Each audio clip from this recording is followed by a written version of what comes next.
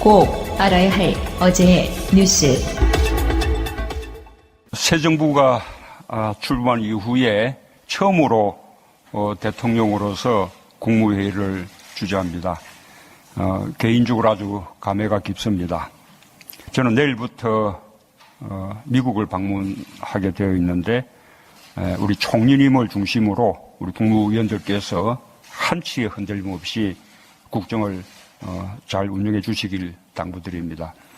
특히 당부드리고 싶은 것은 추경과 정부 조직법입니다. 해외로 떠나는 발걸음을 무겁게 하는 것은 정상회담에 대한 부담이 아니라 추경에 대한 걱정입니다. 추경이 빨리 집행되기만 한다면 2%대 저성장에서 탈출할 수도 있다. 다시 3% 성장 시대를 열 수도 있다. 우리 경제와 민생을 살릴 기회를 놓치지 않도록 국회, 특히 야당이 협조해 주실 것을 간곡하게 부탁을 드립니다. 우리 경제 상황과 국민의 절박한 요구를 국회가 외면하지 않을 것이라고 믿습니다. 이 국무회의는 활발한 토론이 생명입니다. 대통령이나 총리의 지시를 하달하거나 또는 준비된 안건을 이의 없이 통과시키는 그런 국무회의는 살아있는 국무회의가 아닙니다.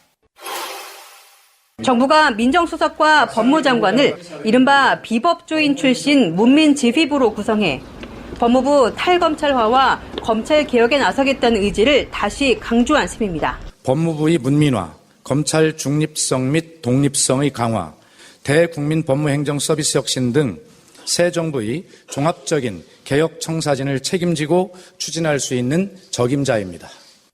참여정부 시절엔 대검 검찰개혁 자문위원 등을 지냈고 최근에는 경제정의 실천 시민연대 대표를 지내는 등 참여형 법학자로 평가받습니다. 학자로서 칼럼을 통해서는 검찰개혁의 필요성을 역설하기도 했습니다.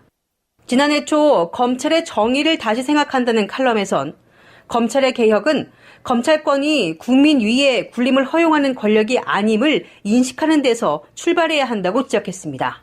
박 후보자는 후보자 지명 소식에 무거운 책임감을 느낀다면서도 그간의 경험을 기초로 검찰개혁과 법무부의 탈검찰화를 위해 헌신의 노력을 기울이겠다고 의지를 내보였습니다. 박 후보자가 임명되면 차기 검찰총장 인선 작업을 시작으로 대대적인 인적 쇄신을 통한 검찰개혁에도 강한 드라이브가 걸릴 걸로 전망됩니다.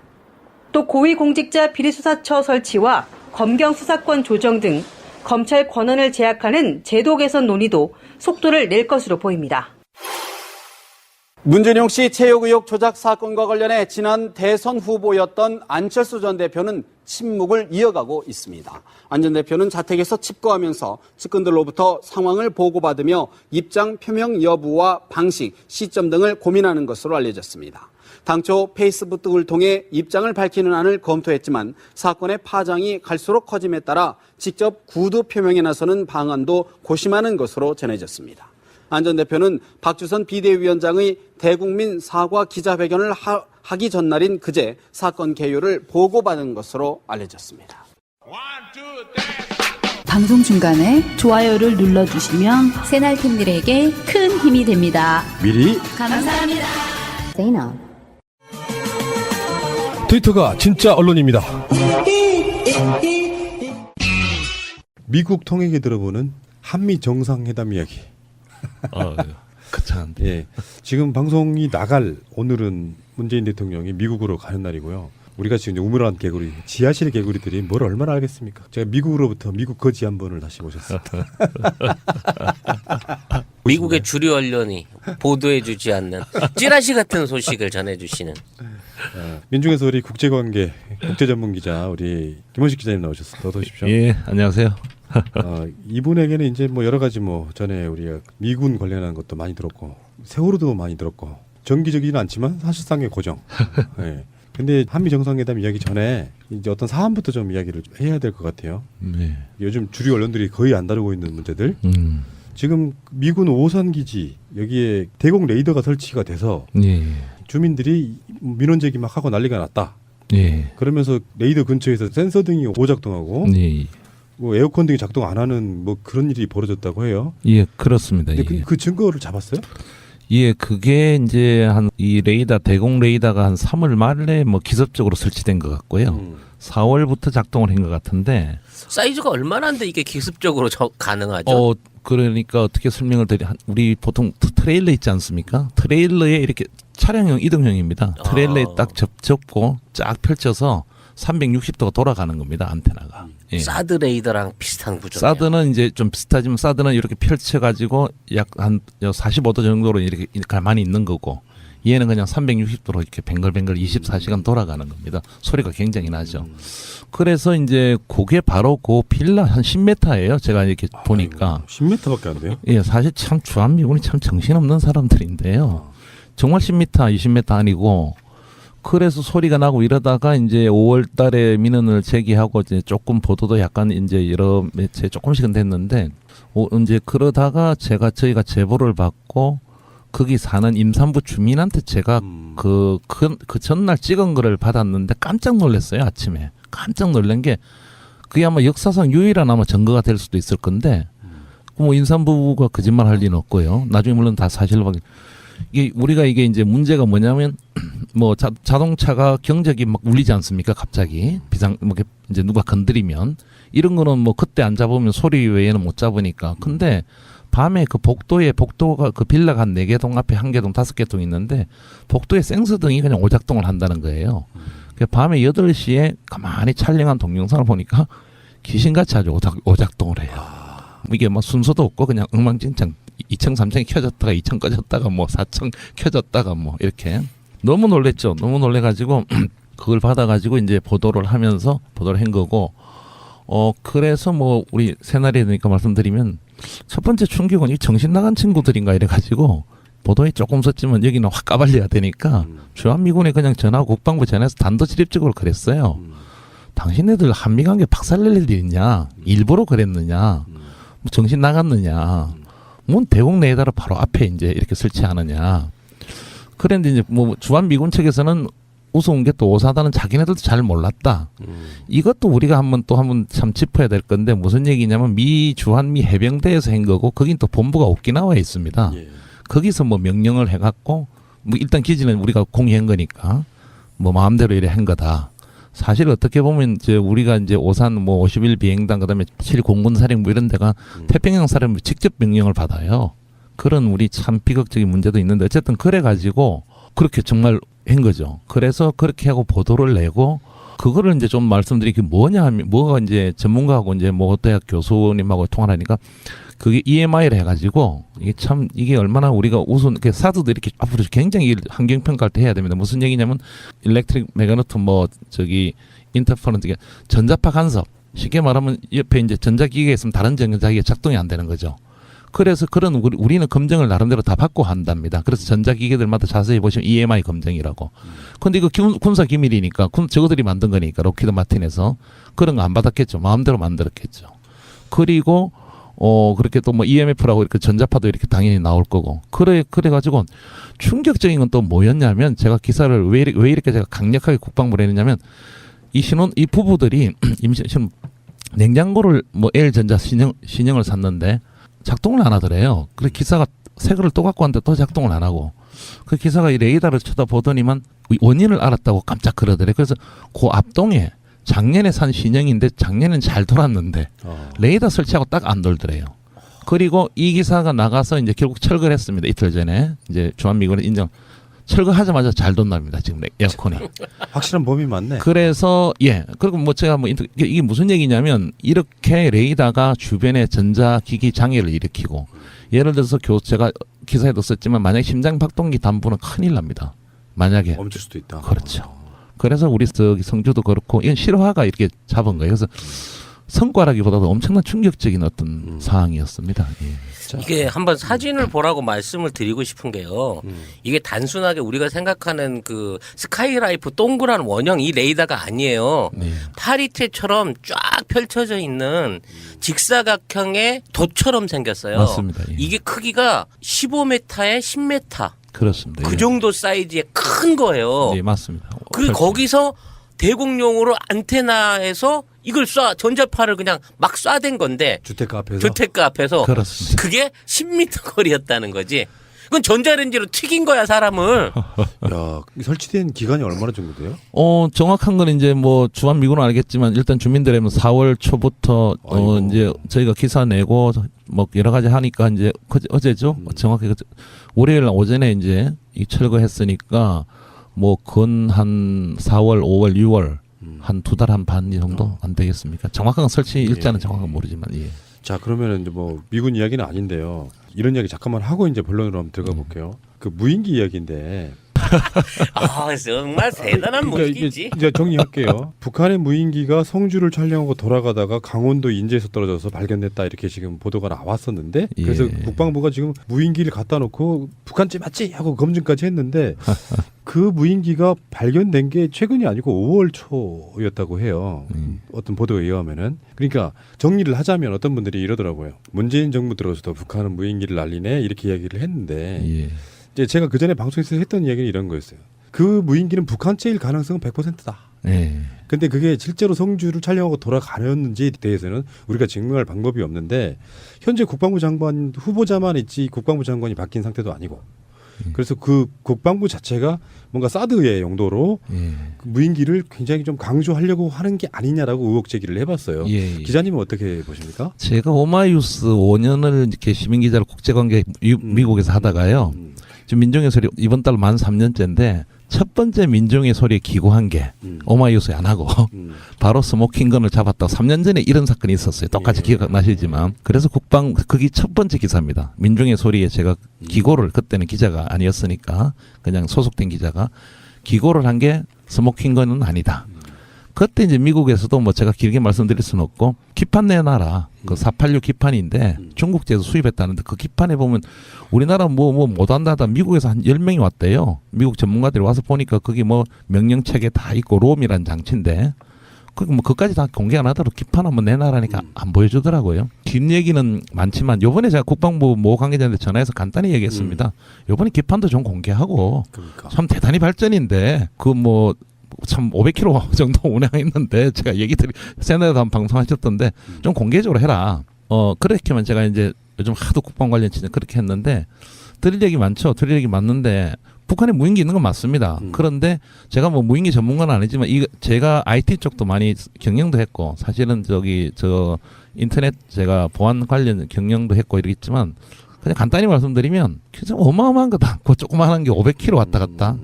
그리고 그렇게 했고 우리도 무인기 있고 북한도 무인기 있는데 그 정도 크기를 가지고 성주까지 와서 좌표 다 찍고 다시 올라가서 가다가 추락한다?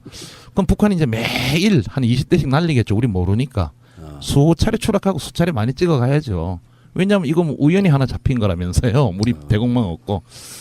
참 이까지만 말씀드리겠습니다. 그러니까 정권 교체 전에 주운 거를 왜 사드 배치 논란이 일고 있을 시점에서 그걸 공개했느냐. 그러면 이제 저는 이런 생각을 해봤어요. 정권이 바뀌었고 국방부 장관은 내려가 있지 않더라도 청와대라든지 정권 바뀐 어떤 주체 쪽에서 이게 뭔가 좀 이상하다고 들여다볼 수 있는 어떤 그런 힘이랄까 그런 동기는 없는 건가요?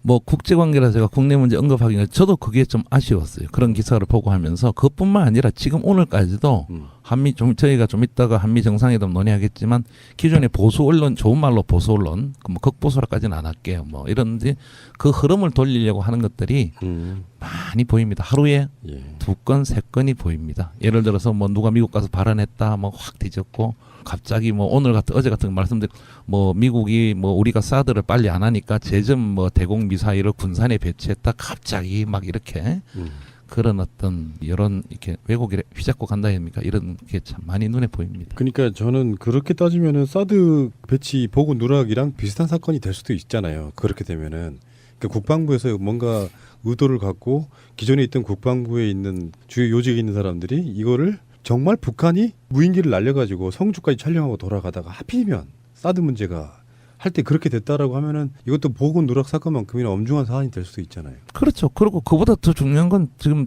이제 문재인 정부가 또 할 일은 그게 잡히지도 않고 그렇다면 만약에 다 일단 100% 맞다면 매일 한 20, 30대씩 날라올 거 아닙니까? 우리 모른다면서요. 뭐 10대만 하더라도 참 말이 안 되는 얘기지만. 아니 그리고 사드는 성주에서 관광 코스래요. 내려다보면 보이는데 그거를 굳이 찍어갈 이유가 뭐 있어요? 이제는 그 무인기가 탄저균을 싣고 오게 되면 생화학 무기로 쓰일 수 있다는 얘기가 있고요. 도대체 그 엔진에 연료는 도대체 어디다 실은 거냐? 연료통이 없지 않냐? 500km 날아가는. 그랬더니 공중급유소를 지금 또 유포를 하고 있죠. 뭐 천안함 인간 어레설입니까? 예. 그런 것도 있습니다. 알겠습니다. 예. 판단은 청취자 여러분들이 하시기 바랍니다. 더 이상 할 말이 없어요. 잠시 후에 뵙겠습니다. 자, 드디어 이제 미국 통으로부터 듣는 정상회담 이야기 해야 되는데 일단은 이게 두 가지식으로 한번 가볼까요? 지금 문재인 대통령하고 트럼프 대통령하고의 한미 정상회담 잘 되겠습니까? 글쎄요. 그 우선 뭐 이런 얘기를 드려야 될지 모르겠는데요. 바로 쏟아내세요. 바로 예. 어쨌든 후보 시절에 정확하게 말씀드리면 이제 나는 우리는 평양을 먼저 가겠다. 갈 의지가 있다. 사실은 평양을 먼저 가겠다는 표현도 아니었습니다. 그만큼 남북 대를 중시하겠고 평양을 먼저 갈 의지가 있다 하니까 막 보수 언론에서 막 이러다가 지금 이제 결국 이제 미국을 먼저 가시는데 뭐 보수 언론은 뭐 여러 가지 기대한다 뭐 어쩐다 하겠지만 또 자기네들 어떤 그게 또 안 맞아지면 사드라든지 또 막 비난을 하겠죠. 흔들기 말하자면. 그래서 그 점이 이제 문재인 정부한테 좀 아쉽고요. 우리 문제는 뭐냐면 굳이 그 약간 급한 이렇게 꼭 그렇게 급하게 해야 되느냐는 게 좀 제 입장에서 아쉬운데 또 반대로 생각하면 또 정권 청와대 쪽이나 문재인 정부 쪽에서는 어떤 안정이라든지 여러 가지 이제 국가 어떤 지도자 집권자로서 어떤 그런 측면이 강했던 것 같고 그렇게 솔직히 말씀드리면 큰 기대는 하지 않습니다. 지금 상황이라는 게 제가 오늘 이번 주 아마 시사전에 나갈 건데 결국 기싸움에서 이길 수 있느냐 이래가지고 좀 비관적으로 보는까지 오늘 써버렸는데 그건 내가 문재인 대통령을 조금 뭐 마이너스 나쁘게 보는 그런 게 아니라 여러 가지 지금 상황들이 국제관계 상황들이 그 문재인 정부가 초기에 후보 시절이나 이렇게 담아왔던 게 많이 이렇게 그렇게 되어갈 가능성이 점점 더 약해지고 있다. 현실적으로는 뭐 그대로 얘기를 다 하라니까 우리의 지금 외교안보 라인에 등장하는 사람들이 그렇게 과거의 공약들을 이행할 수 있는 사람들이 아닌 것으로 많이 이렇게 등장하고 있다. 이건 뭐 상당히 걱정이 많이 됩니다. 단 한 가지는 감인데 감으로는 장기적으로는 결국 문재인 대통령이 갔다 와서 무언가는 생각하지 않겠는가. 장기적으로 남북 대화 문제라든지. 근데 일단 이번 워싱턴 가는 거는 그렇게 기싸움에서 이기지 못할 것이다. 반론. 예. 이를테면 대통령이라고 하는 게 아무리 뭐 이상한 망난이라고 해도 예. 탄핵까지 거론될 마당인 정도로 상황이 입지가 어렵잖아요. 그렇죠. 그러면 이제 외교에 있어서 국제적으로는 미국의 뭐 여러 가지 그러니까 현안들 중에 하나가 북핵 해결에 관련된 부분일 거 아니에요. 네. 물론 이제 북한이 그렇게 핵무기를 개발해 줌으로써 자기들의 입지가 더 좋아지는 측면도 있지만, 네. 근데 사실 북핵이라고 하는 거는 북한이 미국과 이야기하려는 일종의 도구와 수단인 거지 않습니까? 그렇죠. 한국과는 아무 상관 사실 없는. 예. 근데 그 상황에서 트럼프가 우리가 그러니까 부정적 이미지로만 바라보면 트럼프가 뭐 문재인 대통령에게 뭘 대단히 해줄 것 같지는 않다 이렇게 생각할 수도 있지만 한편으로 트럼프건 문재인 대통령이건 둘 다 뭔가 성과를 내야 되잖아요. 그렇죠. 어떤 합의를 도출해 냈을 때 양국 국민이 봤을 때 서로 만족할 만한 그런 성과를 내야 되잖아요. 그게 국내용이라고 제가 오늘 이번 주에 썼는데 둘 다 국내용이다 했습니다. 둘 다 국내용이다.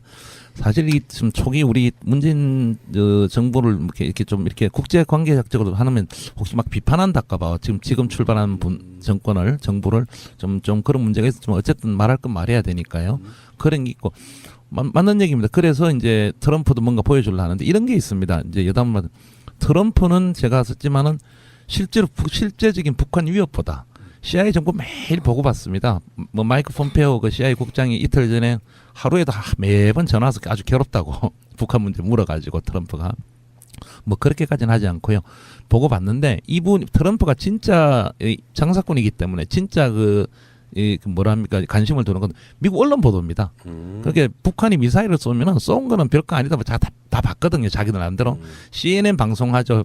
폭스 뉴스 때리죠. 뭐 브레이킹 뉴스 나오면 국민들이 불안하거든요. 미국들이 북한 당연히 그걸 노리는 거예요. 사실은 그게 더 영향을 끼치는 겁니다. 그런 의미니까 그런다는 의미고. 제가 이제 아까 말씀드린 좀 이런 거는 하나의 저희도 기대감이 되지만 일단 그 부분은 동의를 할 겁니다. 그 부분에 대해서는 이제 막 휘감 없는 것처럼 내가 문재인 대통령하고 다 동의했다. 아주 자세 취하고 하겠죠. 골프 못 치러 가는 게 아쉽겠죠. 문재인도 싫어하니까. 뭐 아마 골프 그런 거 다 할 건데 그건 할 거예요. 근데 이제 우리가 얻어와야 될 게 있잖아요. 문재인 대통령이 얻어와야 될 게 이제 뭔가 우리가 약간 강조한 게 이제 뭐 2단계라도 하지만 대화, 북과의 대화라든지 북한과의 대화라든지 우리 어떤 주도권이라든지 이 부분에 대해서 과연 어디까지 뭐 물밑이든 뭐든 용납하겠느냐 하는 그 부분이 참 조금 어렵지 않을까. 네, 그 우리 대통령이 얻어와야 될 부분이 없지 않는가. 예를 들어서 지금 말씀하신 이런 문제가 있는 거예요. 그러면 강력한 제재에 합의했다. 사드 또 하기로 했다. 기존 뭐 전략 등등 다 이렇게 강하게 나가버리면 어떤 측면에서 문 대통령이 참 멍한 거 아닙니까? 네. 예, 그럴 가능성이 80% 이상이다는 거죠. 최근에 이제 문정인 특사 논란도 있고, 그렇죠. 그리고 계속해서 나오는 메시지들은 사드 배치를 안 하려고 하는 게 아니다 그런 메시지를 계속 보내고 있잖아요. 그렇죠. 그거는 이제 사전 정지 작업 그런 용도인 거죠. 분위기 안 깨려고. 그러니까 이제 그 부분이 참 애매한데요. 묘한데 지금 그렇게 이제 사실 미국 쪽에서는 언론 보도에서 약간 하긴 하지만 뭐 같이 갔던 우리 문정인 교수님하고 같이 갔던 모 의원도 그랬지만은 뭐 그렇게 그걸 뭐 한국 너거 봐라 너거 뭐 사드 뭐 안 해? 또 뭐 이렇게 강력하게 그렇게 강력한 건 아니에요. 왜냐면 어제 18명의 의원들이 또 이제 저 누굽니까 트럼프한테 서한을 보내갖고 한국 왜 그래 사드 늦어지느냐 뭐 절차 어쩌고 강력하게 해라 이래갖고 뭐 조선일보 뭐 제가 매체 말하지 이런 또 크게 쓰던데 18명이에요. 18명. 그분들 항상 그래 하는 매파 의원들이에요. 예. 그렇게 또 굉장히 쓰고 그분들은 뭐 항상 그래 해요. 그 내가 얘기 다 드리면 그분들 제 후원자들 이렇게 명단 보면 쫙 누군지 나와 있습니다. 뭐 로키드 마틴 뭐 이렇게 보잉 이렇게 안 할게요. 말 안 했습니다.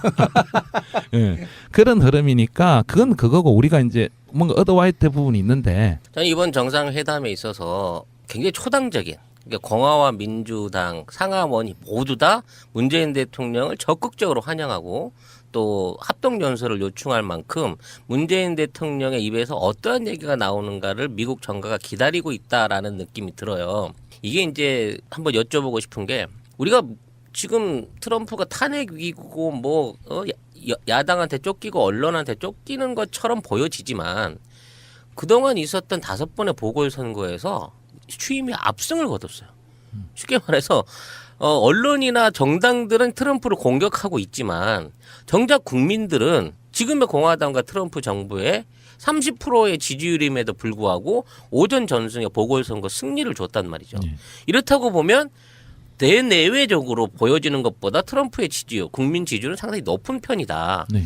따라서 이거에 그 트럼프 저지에 실패한 공화당이 아닌 민주당 쪽에서 문재인 탄핵을 통해서 등장한 세계적인 이슈를 끌고 있는 민주적 대통령 문재인을 자기네들이 트럼프 견제를 위한 용도로 활용하려 할 것이고 반대로 그걸 막으려고 하는 트럼프의 입장에서는 뭐 민주당의 기세를 또는 민주당과 문재인 대통령하고의 어떤 5월 동조를 막아내기 위해서 어느 정도 대한민국에도 일종의 단근을 던져야 되지 않느냐 하는 지적도 있는데 그 부분에 대해서는 어떻게 생각하세요? 앞부분에는 좋은 지적인데 어제 우리 시간 어제죠. 대법원에서 지금 반이민 행정명령이 이제 뭐 저기 1심 법원 그다음에 저 연방 항소법원 2심에서 다 이렇게 이제 막혀져 가지고 트럼프가 이제 못했습니다. 행정명령을. 어제 대법원에서 이겼어요. 물론 최종 뭐 첫 공판은 10월 달에 하지만 일단 그 발효해라고 대법원에서. 왜냐하면 닐 고서치 한 명을 임명해 가지고 5대 4가 돼 있거든요. 그래서 제가 다음 주에는 이제 뭐 또 매체에다가 트럼프 재선은 뭐 유력하다 이렇게까지 쓸까 하는데 저는 원래 트럼프 파기 때문에 그 말씀 중에 하나는 첫 번째 그게 지금 되는 이유가 한 가지 제가 저번에도 말씀드렸지만 이게 미국을 바라볼 때 전체적으로 여론은 굉장히 악합니다. 지지율이 뭐 38%, 36% 이런데 미국의 정치에 관심을 가진 서청은 50%만 보시면 됩니다. 그리고 그 사람들이 또 이렇게 튀어 올라가서 투표권 행사하고 이렇게 해야 되는 거거든요. 그러니까 트럼프 지지자들 더 열광적이니까 그게 더 나온다 이거죠. 그리고 그런 측면을 우리가 한번 또 봐야 되는 거고 두 번째 민주당과 공화당에는 상당히 예리하신 어떤 생각 추측이신데 그까지는 제가 뭐 그럴 가능성까지는 정확하게 모르겠고 한 가지는 이제 또 한 말씀 더 드리면 굉장히 비상합니다. 그냥 우리가 막말한다 뭐 이렇게 뭐 어쩐다 하는데 제가 예상을 하면 이런 겁니다. 제가 조금 말씀을 드리면 사드 관련해도 간단히 얘기할 거예요. 아주 무식한 척하고 무대표로 얘기합니다. 문재인 대통령 하면은 그 사드 왜 15% 안 내? 분명히 얘기할 겁니다. 문재인도 벙찌겠죠. 아니, 우리 문재인 스타일에 뭐 사드는 주한 미군에서 우리 전략적 공동으로 지금 배치한 건데 그건 한국이 부담할 부분이나 이렇게 하면 그래요? 그게 또 그렇게 모르는 척하고 배치됐어요? 야, 나 그럼 국방장 안에서 그럼 빼라 하죠. 뭐 이게 땅 할 거예요. 일부러 그 던지는 협상과 본인이 쓴 협상의 기술이 나오는 겁니다. 그렇게 던지는 겁니다. 아, 그냥 무대뽀로 무식한 척? 에이, 그거 해야지. 왜 안 하고 있어? 이런 식으로 던진다는 거죠. 예의 없이. 우리 뺀다고. 전화도 끊은 사람입니다. 전화도 다 끊고 오스트레일리아 통화하다 전화 끊어버리고 전화 집어 던지고 이래요. 오늘 뭐 다 나온 거 아주 작전적으로는 이제 새날에서 말씀을 드릴게요. 그게 뭐냐면 그러니까 어제 저기 앞에 말씀드렸지만 그 백악관에 있는 그에서 실질적으로 국무부나 이런 쪽에서 얼마나 이걸 좌지우지하고 있는지 얼마나 외교정책 이것도 참 미스테리예요. 그렇지만 트럼프 같은 경우에는 상당히 이렇게 비춰질 때와 다르게 회담할 때는 그런 걸 다 던집니다. 그래서 문제는 이런 거 서로 안 하려고 지금 우리 청와대가 굉장히 지금 불안에 떨고 있어. 이런 내가 그대로 말씀드리고 그래서 뭐 사드도 어제 안 올리겠다. 굉장히 심기를 좀 보는 것 같고 한데 문제는 뭐가 있냐면 내부적으로 하다 기자회견 공동 기자회견 해야 되거든요. 누가 물어보면 트럼프가 뭘 할지 모르는 거예요. 어디로 튈지 모르는 폭탄 저는 같은 거기에 중이네요. 목적을 맞죠. 왜냐하면 둘이 대화하고 하는 건 우리가 모르지 않습니까? 발표 안 하면. 근데 그 대화는 100% 제가 3년간 연구해서 확신하는데 아무 관심 없고 그냥 그대로 얘기합니다. 그건 내가 10억 불 달라는데 왜 답을 안 줍니까? 간단히 얘기합니다. 그리고 FATA는 그거 우리가 매달 적자 보는데 그거 유지하기 위해서 제가 아마 내달쯤에 그 행정명령해서 취소하겠습니다. 딱 그래 얘기가 끝입니다. 굉장히 전략적인 인물입니다. 일부러 그래요. 고도의 아주 협상가입니다. 다 던져놓는 겁니다. 그 전략입니다. 일단 그러면 한미 간의 현안으로 나올 수 있는 사드라든지 무역 문제 이런 것들은 비공식적인 석상 안에서 자기 주장을 강행하고 밀어붙일 공산이 높은 거고 당연히 트럼프는 뭔가를 그게 실질적 이득이 있든 없든 언론에서 이렇게 그래야 지지자들 와 역시 사우스코리아 만나도 우리 거 다 받아내네 이러고 FTA 꽝 그래고 다시 한다. 그다음에 우리가 당신네들을 지키러 가했어 갖고 우리 주한미군은 많은 돈을 내고 있는데 이제 앞으로 방위분담금 예를 들어 뭐 사드 1번 방위분담금 전부 다 해라. 그래서 우리 공동으로 안보하자. 그렇게 뭘 보여줘야 됩니다. 트럼프 머릿속에는 그 생각밖에 없어요. 근데 그 외교라는 게 기브 앤 테이크가 있어야 되잖아요. 그렇죠. 서로 간의 의제도 미리 조율하고 그러지 않습니까? 그렇습니다. 근데 그런 상황에서 미국이 일방적으로 뭔가 얻어가는 외교는 안 될 거 아니에요. 지난 주말에 있었던 사드 반대 시위, 찬성 시위, 그때 이제 6월 25일이어서 또 보수단체 분들 또 나오시고 뭐 이런 걸 봤는데 어차피 국민들 입장에서는 사실 사드 반대 시위도 해주는 게 사실상 도움이 되잖아요. 문재인 대통령한테는 한편으로 도움이 되잖아요. 많이 도움이 되겠죠. 그래서 이제 그 균형을 또 맞추려고 또 보수단체 나와서 사드 배치 찬성하고 여지를 하고 있는 거 아니에요? 근데 그러면 그런 의제들을 통해 가지고 트럼프가 진짜 얻어갈 수 있는 게 뭐고 뭘 얻기 위해서 던지는 일종의 이제 가짜 패가 있잖아요. 그런 것들을 한번 분석을 한번 해보시자고요. 그러니까 트럼프는 그냥 단순하게 생각하면 됩니다. 그러니까 본인이 얻어갈 거는 제가 아까 언론에 보여줄 거랬는데 그게 FTA의 적자가 나는 자기네 적자를 많이 본다 이거거든요. 우리 쪽에서 전문가들이나 미국 쪽의 전문가들이 아무리 그 상무 그 담당 그 USTR 저 담당자도 어제 그랬지만 그런 인식이 없어요. 자기가 뭐냐면 트럼프는 그냥 간단 명료한 잔사꾼 논리예요. 뭐냐면 우리가 적자 많이 보니까 그 우리 안 돼. 당신은 뭐 수입, 뭐 소고기 맞고, 뭐 철강 맞고, 뭐 맞고, 덤핑하고 이러는데, 이건 안 해 하고 그냥 던지는 거예요. 왜냐면 그래도 얻어내려고. 그 다음에 군사적인 것도 마찬가지입니다. 그러니까, 이게, 그래서 사실 트럼프 등장을 저희가 잘 이용해야 되는데, 과거에는 공화당이라든지 매파다가 무조건 어떤 소련이나 어떤 러시아 대비로 이렇게 꽉 이렇게 한 거 아닙니까? 근데 트럼프는 그게 우리가 중간에 제가 텀을 찾을 수 있다 보는 게 트럼프가 아메리칸 퍼스트이기 때문에요. 자기네들이 자기들 돈 쓰고 안 오겠다는 거기 때문에 우리는 사실 가라 할 수 있어야 되는 거예요. 필요 없다. 그래서 제가 이 기싸움이 어디까지 얼마나 이제 문재인 정부가 이 수를 갖고 있느냐 여러 가지 카드를 그게 굉장히 이제 이번에 다 이렇게 끝나지는 않겠지만 추후에 하나하나 나타나는데 이번에 첫 번째 대면이 되겠죠. 표면적으로는 봉합이 되고 이렇게 하겠지만 그 물밑으로는 우리가 알 수 없는 또는 일부씩 드러나는 많은 그런 과정이 있는데 트럼프가 가져가고자 하는 거는 자기들 지지층, 미국 국민도 다 아닙니다. 그게 내가 사우스코리아 한국 대통령 만나서도 FTA 얘기 다 했다. 사드나 국방비나 이런 관련도 우리 공짜 없다고 얘기 다 했다. 그리고 북한 문제도 이제 그건 맞겠죠. 두 양자가 굉장히 해갖고 이제 우리가 강한 압박을 하기로 했다. 이렇게 다 얻어갑니다. 근데 우리는 보십시오. 우리는 북한 문제에도 대화라는 부분 얻어야 될 거 아닙니까? 그다음에 FTA도 우리가 그대로 가든지 합리적인 걸 얻어야 되는 거잖아요. 지금 사드는 우리도 마찬가지잖아요. 우리는 중국 문제하고 또 협의를 해야 되는 묘한 상태잖아요.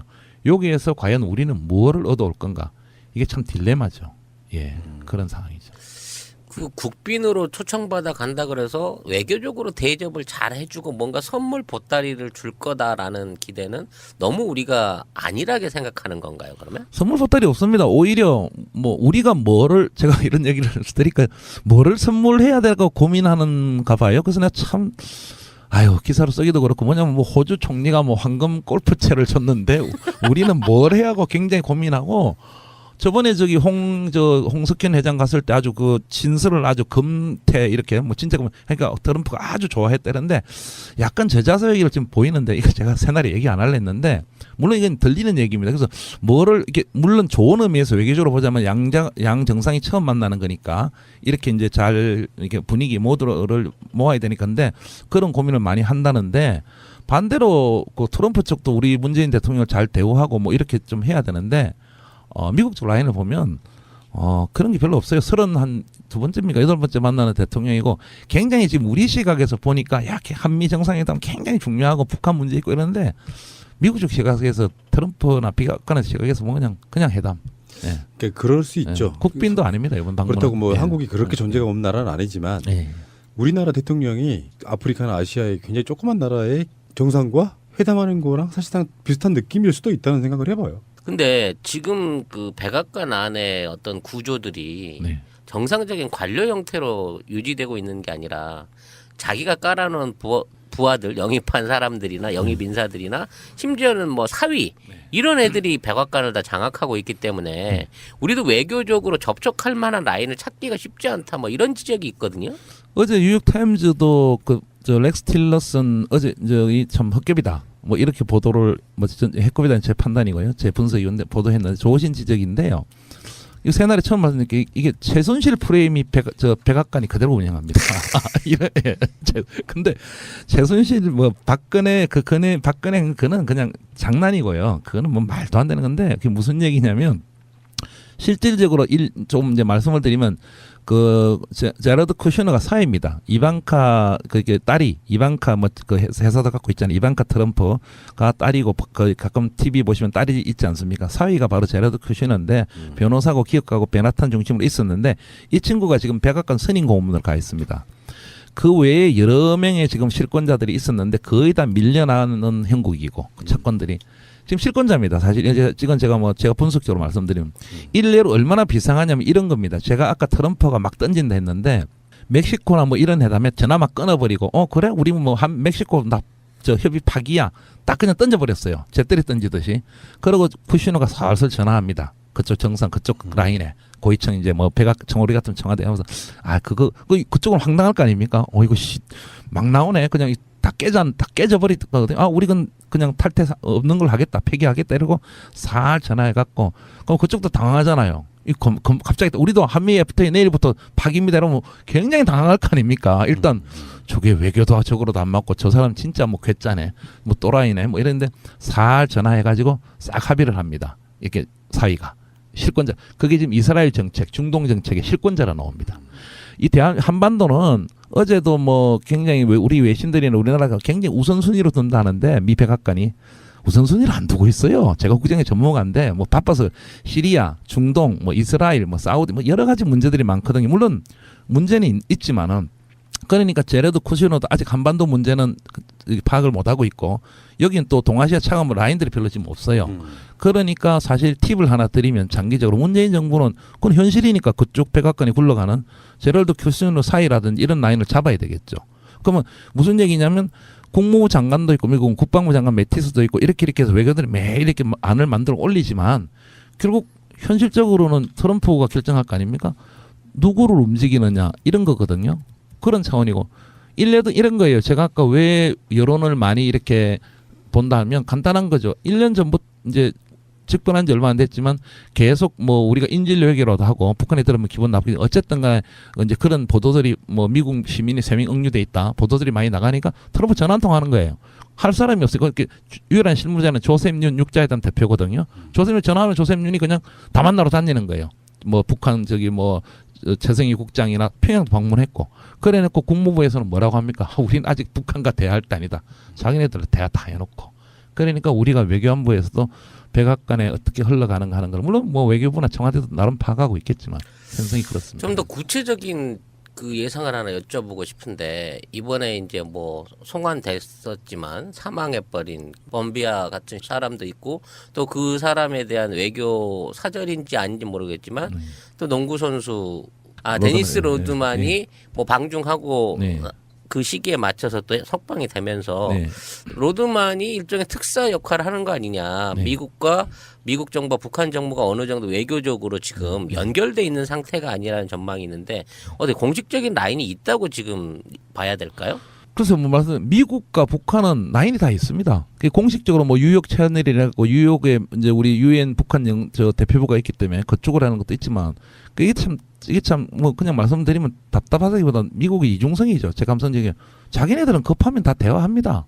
그리고 박근혜 정권이나 2, 3년 전에 누굽니까 오바마 정권 때도 급하면 와가지고 평양 날아갑니다. 날아가는데 우리한테 뽀록 난 거는 이 비행기가 와서 저쪽으로 예를 들어 괌에 비밀기가 떠가지고 평양으로 갈 때는 우리한테 걸려야 되거든. 걸리거든요. 그래서 우리가 알아갖고 뭐 동아일보 이런 데 특정하고 비밀 방북했다는데 심심하면 가는 거예요. 그래서 지금 이런 요번에 한미 협상 할 때도 굉장히 그 기술을 잘 써야 된다는 게 문 밑으로는 우리가 엄한 얘기를 다 해야 되는 겁니다. 당신네들은 그 뭐라고 하느냐면 그렇게 하니까 미국물은 그거는 인권의 문제였기 때문에 이제 석방의 문제는 우리는 만났다. 이렇게 발뺌을 하는데 인권의 문제 따지면 우리나라가 더 많지 않습니까? 남북이 상가족이 더 뭐다. 국무부나 미국이 북한 만나듯이 하면 우리는 내일이라도 당장 만나야 됩니다. 근데 왜 보수언론이나 이런 데는 뭐 미국 그런 건 부각도 안 하고 그렇지 않습니까? 라인이 다 있고 언제든지 만나고 불과 얼마 전에 조셉윤이 그렇게 하면서 육자전 대표라는 사람이 그거 다 노르웨이에서 만났다 인정하고 또 평양도 갔다 왔잖아요. 물론 원비어 데리고 왔지만은 다는 못 데리고 어쨌든 자기네들 인권적으로 그런다는데 우리는 남북 관계에 못할 이유가 뭐 있습니까? 그렇지 않습니까? 그런 거를 잘 파고들어야 되겠죠. 조신 아주 지적이 있어요. 비밀 접촉이든 뭐 공식 접촉은 북미 간에는 늘 있고 지금도입니다. 오늘도 뭐 할지도 몰라요. 답답한 건 남북 간에 과연 채널이 있느냐가 참. 외교라는 게 아까 초반에도 말씀하셨는데 사실 외교는 보여주기잖아요. 그렇죠. 지지의 여론을 등에 업는 거. 네. 실제로 만나서 해야 될 이야기는 사실 양쪽이 비슷할 것 같아요. 네. 알려진 거 이상도 해도 있을 수가 없는. 네. 뭐 그렇다고 비밀로 만나가지고 우리 이렇게 하자 이렇게 그런 스타일은 최소한 우리 문재인 대통령은 아닐 것 같고. 그런 면에서 보면 유연성이 떨어진다고 볼 수 있겠지만 사실 외교라는 게 원칙으로 가는 게 가장 현명한 거 아니게요? 그러니까 문재인 대통령도 지금 수가 있을 겁니다. 그 일부 이제 그 뭐냐면 문 대통령이 정확하게 보고 계시는데 뭐냐면은 지금 트럼프 자신도 뭐 북한과 대화를 안 한다, 안 만난다 이런 게 아니에요. 언론에서 횡설수설하는데 뭐라고 했냐면 햄버거 먹고 대화하자. 그리고 굉장히 국가 영리한 친구다. 그다음에 내가 기쁜 마음으로 만나겠다. 또 최근에는 백악관에서 국무부니까 그 논평 중에 보면은 제가 이런 논평을 제가 보도는 아니지만 이런 게 있어요. 원비어가 죽지 않았다면 굉장히 좋은 일이 일어났을 거다. 이런 일을 하고 있었어요. 그러니까 그런 걸 다 종합할 때 우리 문 대통령이 이틀 전에 뭐라 했냐면 내가 이래 말하는 것도 트럼프 대통령과 차이가 없다. 왜냐하면 그런 말을 한 적이 있거든요. 그런 걸 협상에서 이용해야죠. 뭐냐면은 지금 제가 아까 좀 말씀드렸지만 미 국무부나 매파에 있는 미 국무부 국방부 매파들은 근본적으로 대통령을 좌우하랍니다. 그럼 대화 안 할래요. 자기는 패권주의이기 때문에. 치고 나가야 무기 더 팔아먹고 이렇거든요. 근데 트럼프라는 걸 우리가 또 이용을 할 수가 있는 거예요. 왜냐하면 그 트럼프도 매일 정부 보고 받으니까 참 머리가 아프거든요. 그렇다고 뭐 선제 공개 이런 건 못한다는 게 본인이 안 거예요. 본인이 7년 전에 책을 쓸 때는 그 다 영변이고 뭐고 다 이렇게 공격해야 되는데 요즘 그런 말 안 하는 이유가 매일 뭐 정밀 뭐 보고 다 받으니까 정밀 보고 북한 보고 뭐 전체 다 받으니 이거 이제 말 못 하겠거든요. 그게 이제 우리 방송 초창기 때 지금 현재 앞에 계시는 찌라시님 같은 그런 거죠. 7년 전에 트럼프는 바뀌었지. 모르겠습니다. 현실론적으로 바뀌었지. 그러니까 좋은 기회를 활용할 수 있는 거고 이거 이번에 가서 그 교합점을 찾아가지고 이렇게 트럼프를 설득하면서 이렇게 하면 트럼프가 그 뭐 맞는 얘기 좀 웃으면서 또 분위기는 또 잘 하거든요. 보니까 뭐 적당히 하면서 우리가 그 남북 대화를 이런 딱 가져오면은 굉장히 뭐 텀을 얻을 수 있는 거죠. 지금 이제 10년 주기로 우리 정권이 바뀌었고 저쪽은 이제 8년 주기로 정권이 바뀌고 있어요. 계속 재선에 성공하면서. 근데 이게 엇갈리기 시작하면서 우리가 민주정부가 있으면 저쪽에 공화당이 보수정부가 들어오고 우리가 보수정권이 들어섰을 때는 저쪽에 민주정권 오바마 시절을 보냈단 말이에요. 그러다 보니까 뭔가 이렇게 이제 중첩돼서 가는 게 없는데 이런 그 엇박자가 실제로 그 한미 정부나 외교를 하는 데 있어서 걸림돌이 될 수 있을까요? 그림들이 많죠. 왜냐하면 이제 뭐 근본적으로 같은 콜라병의 레벨만 다르다. 미국은 이렇게 보면 이렇게 공화당, 민주당이 전반적인 소위 말하는 이제 그 패권 정책이라든지 대한반도 정책, 동아시아 정책, 중동 정책의 차이가 뭐냐 크게 있느냐의 논란은 이제 미 제국주의 뭐 이렇게 제국주의 시각으로 보는 분들은 그 하나도 없다. 하지만 세세한 측면하고 분명히 차이가 있죠. 중동 정책, 한반도 정책. 그런데 참 말씀 잘 하셨지만 과거 우리 김대중 정권 때, 정부 때 저기 부시 만나가지고 예. 또 노무현 대통령 마찬가지고 서로 안 맞는 좀 이렇게 그런 측면이 제가 국제관계하면서 많이 있었어요. 근데 이번에 또 역시 문재인 대통령이니까 저기 공화당이고 또 특이한 트럼프를 만난단 말입니다. 근데 거기 하나 그렇게 좀 아쉽죠. 근데 이게 역으로 또 할 수도 있어요. 일단 트럼프는 공화당 메인은 아니거든요. 이 뿌리가. 하긴 그렇죠. 예, 뿌리가 주류는 아니었죠. 예, 주류는 아닙니다. 최근에 이제 뉴트 칸그리치 전 하원 의장이 책을 하나 냈는데 트럼프 이야기 보면 뭘 하냐면 저도 그거 깜짝 놀랐는데 트럼프 그냥 이렇게 막 달래라 이렇게 막 가르치려 하지 마라 이러면서 표현 중에 하나 재미난 표현이 뭐냐면 트럼프는 맨하탄의 상류 사회 출신이 아니다. 그래서 그냥 퀸즈 중산층이다 이런 표현이 있어요. 이게 뭐냐면 좀 잘 사는 집안은 맞아요. 그게 독일에서 와가지고 아버지가 부동산 했거든요. 그래도 뉴트 칸그리치 입장에서는 그게 또 뭐 그렇게 상류층으로 안 보인 모양이에요. 그 얘기 뭐냐면 망난이였고 막 이랬는데 본토는 아니다는 거거든요. 그리고 정치학적으로 뭐 아시다시피 뭐 부동산 했죠. 유수 이런 거 다 했죠. 뭐 쇼 진행자 뭐 이렇게 아주 좀 개짜 형태가 많거든요. 그러니까 공화당 본류는 아니니까 그 텀을 우리가 할 수는 있어요. 그리고 이런 것도 있죠. 또 역으로 생각하면 만약에 앞으로 문재인 정부 시절에 남북한 또는 북미 간 또 저 한미 간 뭐 이렇게 상박관계 뭐 협상이 만약에 된다면 만약에 협상이 이제 하나 된다 뭐 예를 들어 9.29 성명이나 이런 거 뭐 된다면 공화당이 한 거 아닙니까? 그죠? 그러니까 이게 바뀔 리 없겠죠. 미국 쪽에서는. 예. 그런 우리의 어떤 좋은 보점인데 아쉽습니다. 어떻게 항상 민주정부에서는 미국이 민주당이 정권을 못 잡을 때입니다. 예. 근데 그 다른 질문인데 네. 강경화 장관 임명한 배경에는 이제 그의 그 유엔에서의 폭넓은 어떤 국제 인맥 이런 것들을 활용해 보겠다는 그것도 저는 포함되어 있다고 보는데 예. 강경화 장관이 문재인 대통령을 동행했을 때 예. 따라올 수 있는 시너지 효과 같은 게 뭐예요? 강 장관님 후보자 시절에도 여러 가지 주로 야당 쪽에서 막 그렇게 당신은 뭐 대중외교나 중국하거나 이런 게 하는 경험이 없지 않느냐 그러니까 우리가 유엔에서 하는 건 매일 그런 협상하는 거다 이런 얘기도 하지만 많이 부족할 겁니다. 그리고 본질적으로 한미 관계나 북미 관계나 이런 건 유엔하고 관계가 있는 게 아닙니다. 왜냐하면 유엔에 미국 파고 워낙 세거든요.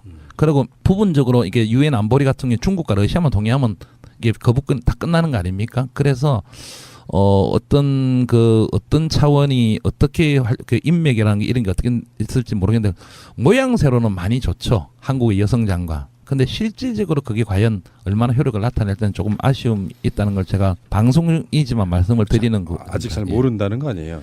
그렇죠. 네. 예, 지금 이제 뚜껑을 열어봐야 되는 형태고 지금 유엔에서 어떤 경험과 어떤 한미 간에 또는 북미 이 간에 어떤 그게 어떻게 펼쳐질지는 우리가 두고 봐야 되는 거고 예, 그런 형태죠. 예. 그 아까 제가 외교란 뭐 이런 얘기를 했는데 예. 뭐 이렇게 대단한 뭐 메커니즘을 갖고 있는 게 아니라 다 형식 대 형식이 만나갖고 결과를 도출해내는 저는 그런 걸로 보거든요. 그렇죠. 예. 이제 근데 문재인 대통령도 미국을 첫 선방 국가로 선정할 만큼 중요하게 생각하는 거. 그러니까 미국 중심의 전 세계 질서에서 미국으로부터 사실 인정받겠다는 거잖아요. 그렇죠. 일단은 그리고 그런 안정성도 키우겠다는 네. 거죠. 예. 의도했건 안 했건 우리 민주 진보 쪽에서 나온 대통령들은 그냥 반미로 인식되는 측면이 좀 있잖아요. 많겠죠. 특히 예, 미국 조야에 그러기 많습니다. 예. 그걸 불식시키고 국제 질서 속에서 그냥 일단 인정받겠다는 그런 의도가 있어 보이는 뭐 거고. 그게 90%입니다. 예. 예, 90%라니까 방미를 하시는 거고 단 한 가지 이제 제가 이렇게 말씀드린 거는 그 중에 우리가 찾아야 될 게 있지 않습니까? 왜냐하면 지금까지 미국의 정책이라는 건 그냥 압박, 오바마 때는 그냥 냅둬버려, 뭐 냅두자면서도 결국 할 건 다 했고 압박, 그다음에 대화가 없어진 거고 자기네들도 필요하면 대화하고 우리 뭐 박근혜랑 대화하고 뭐 그냥 다 그냥 엉망진창을 만들어 놓은 거고요. 과연 여기에서 이제 우리가 가져와야 될 게 민주정부이기 때문에 남북한 대화 문제, 소위 한반도 문제에 우리나라가 없어져 버렸잖아요. 주도권 어떻게 찾을 건가? 지금 중국 사이에 또 낑기고 있잖아요. 사드 문제 때문에 이 문제, 남북한의 대화 문제, 이 부분에서 무언가를 좋으신 지적인데 협상을 통하든지 물밑 어떤 양해라든지 이 부분이 나쁜 표현이 아닙니다. 일부는 막 그걸 왜 우리가 미국 가서 뭐 허락받고 뭐 이러는 허락 이런 게 아니라 좋으신 표현했는데 국제 질서가 현실이지 않습니까? 그러니까 그 부분에서 우리가 얻어와야 될 부분을 얻어와야 되는 거. 이게 지금 하나의 우리가 받아올 거죠. 그러면 문재인 대통령이 트럼프하고의 회담 과정에서 물론 이제 회담 결과라는 게 쇼킹한 건 없을 거예요. 예, 이미 다 예상이 되는 거라서. 그렇죠. 그거 다 나와 있습니다. 그럼 북핵 해결을 위해 서로 노력한다 뭐 이런 정도 나오겠죠. 나오겠죠. 근데 실제로 문재인 대통령이 트럼프를 만나서 얻어올 수 있는 최대의 외교 성과는 뭐라고 생각하세요? 두 사람 물밑합이죠. 문재인 대통령이 할이라고 봅니다. 아마. 그래서 어제 문정인 그다음에 또 누구죠? 임동원 장관이가 또 아마 저녁에 또 뭐 개별적으로 만났다 뭐 이러는데 그걸 아마 물밑에서 사석이 할이라고 봅니다. 공식이 안 하더라도. 그래서 이 대화해야 된다. 근데 전적으로 미국 믿겠다. 그리고 한미동맹 하겠다. 그리고 지금 방금 말씀하신 뭐 좌파다 뭐 이런 거 걱정하지 마시라. 이렇게 한다. 근데 그게 딱 할 수 있는 게 본인이 얘기했어요. 어떤 연설문에 뭐냐면 오바마 때 한 거 아무것도 오바마 싫어하거든요. 트럼프가 자기 전 정권이니까 그걸 아마 노릴 것 같아요. 오바마 때 아무것도 못했지 않느냐 하니까 그건 아마 동의할 거거든요. 트럼프가 좋다고 웃으면서 아무것도 못했지. 어떻게 그냥 놔두실 거냐? 아니니까 그렇다고 미국이 바로 북한하고 대화하는 건 그러니까 딱 그 키입니다. 그러니까 내가 이제 할 테니까 내가 하겠다. 이렇게 하고 이렇게 딱 합의를 해오는 거죠. 우리가 내줘야 될 것은 FTA인가요? 그러니까 지금 제가 말씀드리는 게 기싸움이라는 거죠. 그렇게 할 때 트럼프가 뭘 요구할 거 아닙니까? 근데 트럼프가 굉장히 현실적이에요. 그 우리가 이게 뭐냐면 그러면 뭐 FTA를 어떻게 해달라 이렇게 다시 협상하자. 이러면 그 사도 돈 내라든지. 트럼프는 10억 달러 1 빌리언 내라는 겁니다. 그냥 그 사람은 그렇게 무식한 거예요. 무식이라는 거. 그럼 아니면 그냥 그거는 그래 그러면 저기 방위비 뭐 얼마라 하던데 한 80% 부담하시라고. 딱 그래 해요. 아주 돈을 바라겠죠. 아주 그냥 기가 막힌 그렇게 나가는 건데 그 부분에서 이제 뭐가 이제 할지 모르겠어요. 어쨌든 제가 그래서 물밑이라는 게 요번에 이제 첫 만남이고 공식적인 만남이고 많은 실무회담다고 이제 물밑으로 얘기도 많이 하겠죠. 가장 우리 문재인 대통령이 뭐 받아오던 서로 간에 협의를 하던 이런 게 바로 이제 대화에 나서는데 내가 북한과 대화를 하겠다. 그리고 그거를 양해하고 좀 도와달라. 그렇게 나가자. 요걸 하나 얻어와야 된다고 보는 거죠. 제도로서의 민주주의가 흔들리고 구타는 일은 이제 없습니다. 민주주의가 밥이고 밥이 민주주의가 되어야 합니다. 지금 이제 일정이 대충 발표된 걸로 보면 정상회담은 이제 30일 날로 예정이 돼 있고 그 이외에 앞뒤 그 행사에 대한 구체적인 그 내용들이 없어요. 근데 강경화 장관은 22일 날 얘기를 하기에 이번에 굉장히 많은 행사가 준비돼 있다. 그것들을 잘 치르겠다라는 얘기를 했거든요. 그래서 아마 공식적인 어떤 그 의전 행사, 정상회담이라고 하는 거 이외에 그 나머지 아까 말씀드린 여러 단계의 물밑 접촉을 시도할 것으로 예상이 되고요.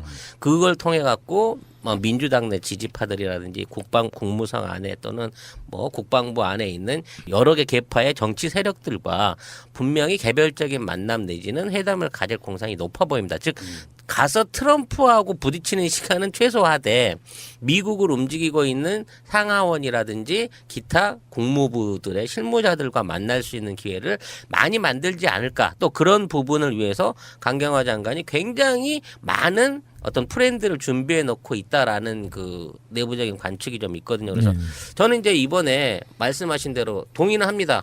저 또라이는 만나가지고 어떤 나라 정상한테도 좋은 이미지를 남긴 적이 없어요. 마크롱 그랬죠. 나토 그랬죠. EU 그렇죠. 아베도 질려버렸거든 쟤한테는. 그러니까 저 친구는 어떤 나라 정상을 만나도 면박 주고 지 얘기만 하려고 할 거예요. 문제는 그렇게 당하고 그냥 오실 문재인 대통령은 아니라는 거죠. 왜? 지금 전 세계에서 가장 도덕적인 대통령이고 이슈를 한 몸에 받고 있는 게 이번에 신임 대통령하고 마크롱하고 문재인이에요. 특히나 문재인은 지금 탄핵 카드를 주물럭 하고 있는 미국 민주당 입장에서는 일종의 모범 교과서 같은 사람이거든요. 저는 이것은 워너비야? 예, 워너비이기 때문에 이것은 어떠한 형태로든지 트럼프 행정부 내지는 트럼프 자신한테 문재인이라는 사람을 쉽게 보면 안 된다는 이미지를 심어주고 올 수 있는 계기가 될 걸로 보고요. 직접 이번에 선물 보따리를 못 받아낸다고 하더라도 그 이후에라도 어떠한 형태의 한미 관계를 좀 개선할 수 있는 지금까지의 좀 일방적이지 않았어요? 이런 관계를 개선할 수 있을 여지가 되겠다라는 기대는 저는 개인적으로 하고 있습니다. 그래서 여기서 여쭤보고 싶은 게 이제는 한미 일의 관계인 거예요.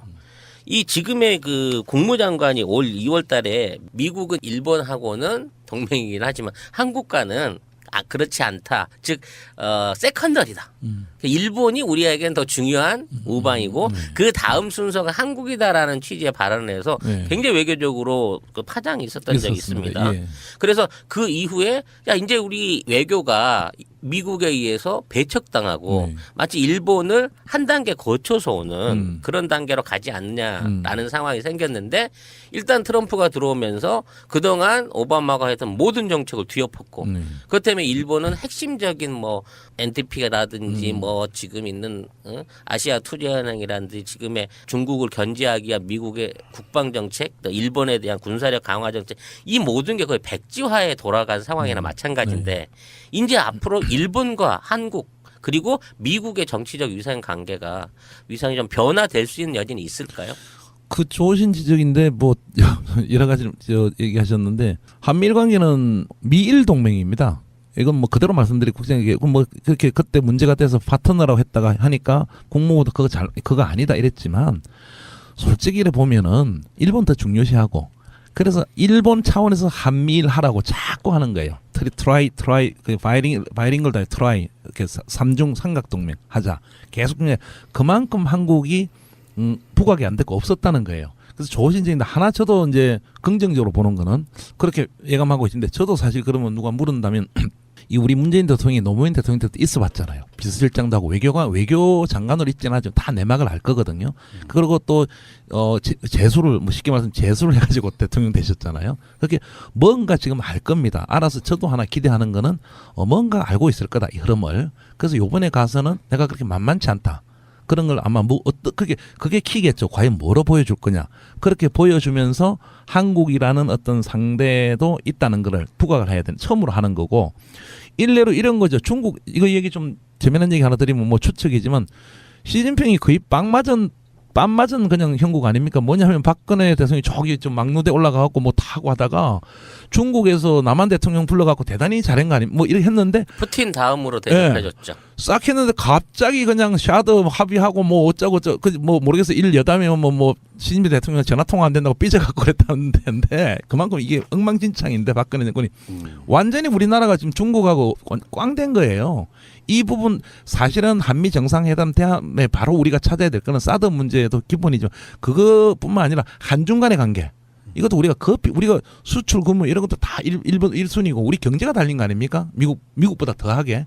이게 굉장히 큰 차원이고 이런 걸 아마 파악하고 있을 거라고 봅니다. 그래서 이번 한미 정상회담에서 이제 우리 자리 찾는 게 가장 중요하다 보고 지금 말씀하신 대로 물으면 어쩔 수 없이 말하는 게 한미일에서 보면은 미국 입장에서는 국무부든 국방부든 한국 별로 안 봤어요. 그래서 그런 발언에 그 실수가 나오는 겁니다. 그리고 뭐 한미일 강조하고 이러는 건데 이제 이거 한국의 민주정부 소위 말해서 촛불 민심 촛불 행동에 들어서 민주정부가 이 만만치 않네.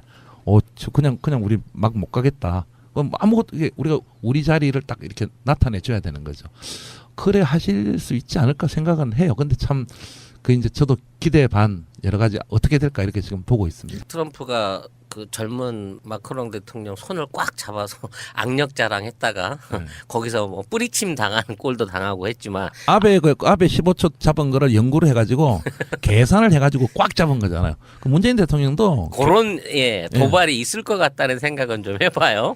근데 문재인 대통령은 선거 기간 동안 수십만의 사람들과 악수를 하신 악력의 제왕이십니다. 이번에 한번 혼내주실 수 있을 거예요. 특전자 출신이니까. 그래서 저는 젊은 문재인 대통령과 나이든 트럼프의 어떤 그 비교 내지는 국제 위상 관계가 비록 겉보기에는 우리가 미국에 어느 정도 밀려 있는 모양으로 보지만 그거를 단편적으로만 이렇게 보이는 걸로만 해서 우리가 지난번 해왔던 박근혜 이명박 정부가 했던 굴욕 외교가 아닌 그래도 버틸 건 좀 버텨주는 모습을 보여주길 기대하거든요. 그러니까 실리를 얻는다기보다는 난 좀 체면을 세워주는 그런 외교와 관계적인 모습을 보여줬으면 좋겠어요.